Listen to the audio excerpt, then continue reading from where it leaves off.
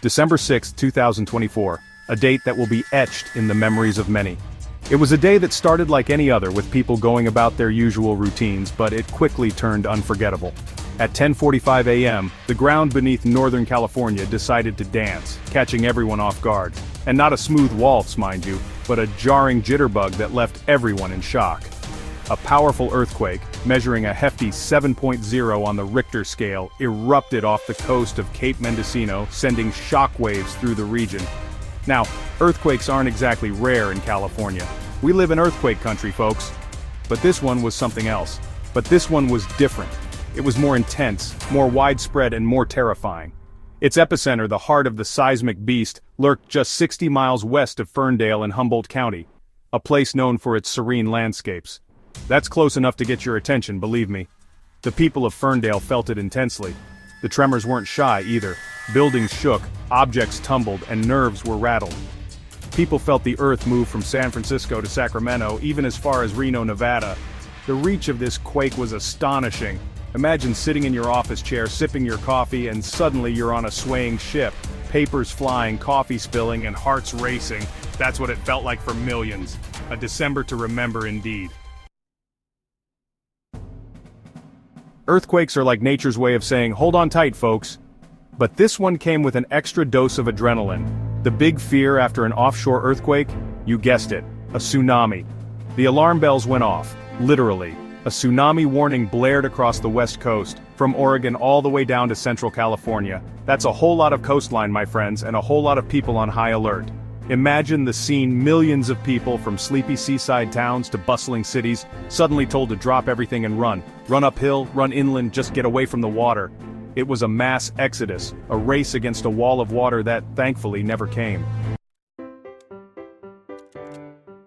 The earthquake, though powerful, was more bark than bite. It shook the ground and rattled nerves, but thankfully, it didn't bring widespread devastation. While the tsunami threat fizzled out, it left behind a trail of shaken nerves and scattered debris. Streets were littered with broken furniture and remnants of daily life, as people began the arduous task of cleaning up. Up in Ferndale, shopkeepers found themselves sweeping up broken glass. Shelves were emptied in a chaotic mess, and merchandise lay strewn across the floor. Some buildings sported new cracks like badges of honor from the Earth's little tantrum. These cracks, though minor, were a stark reminder of nature's unpredictable power. Down in San Francisco, the iconic Bay Area Rapid Transit, or BART system, decided to take a break, causing delays and frustration for commuters. Trains were halted and platforms were eerily empty. Even the animals at the San Francisco Zoo felt the rumble, prompting a temporary evacuation. Zookeepers worked swiftly to ensure the safety of all creatures, big and small. Just imagine the penguins waddling to safety, their little feet moving quickly, creating an almost comical scene amidst the chaos. But the most dramatic images came from swimming pools. The water, usually calm and inviting, turned into a churning, splashing spectacle. Videos popped up online showing pool water sloshing back and forth like it was in a giant cocktail shaker. The waves created by the quake were mesmerizing and a bit surreal. It's a good thing those pools weren't filled with margaritas. The sight of water splashing everywhere brought a moment of levity in an otherwise tense situation. Section 4. The science behind the swell. That wasn't. So, we had a big earthquake, but no devastating tsunami. How come? Well, it's all about the science, my friends. You see, not all earthquakes are created equal. The way the Earth's tectonic plates move during a quake determines whether a tsunami is generated. In this case, the plates slid past each other horizontally, a movement called a strike-slip fault. Now, if the plates had moved vertically like a giant underwater fist punching upwards, that's when you get the big bad tsunamis. Think of it like this. Horizontal movement creates ripples, while vertical movement creates waves. And trust me, you don't want to be surfing on a tsunami wave. Section 5. California Strong Pulling Together. Californians are a resilient bunch, known for their unwavering spirit and sense of community.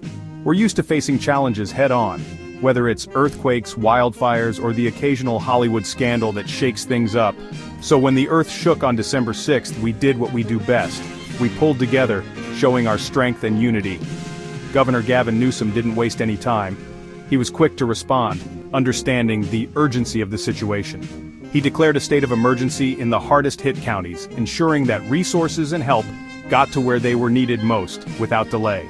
Down in San Francisco, Mayor London Breed activated the city's Emergency Operations Center, ready to tackle any problems that arose. And the people?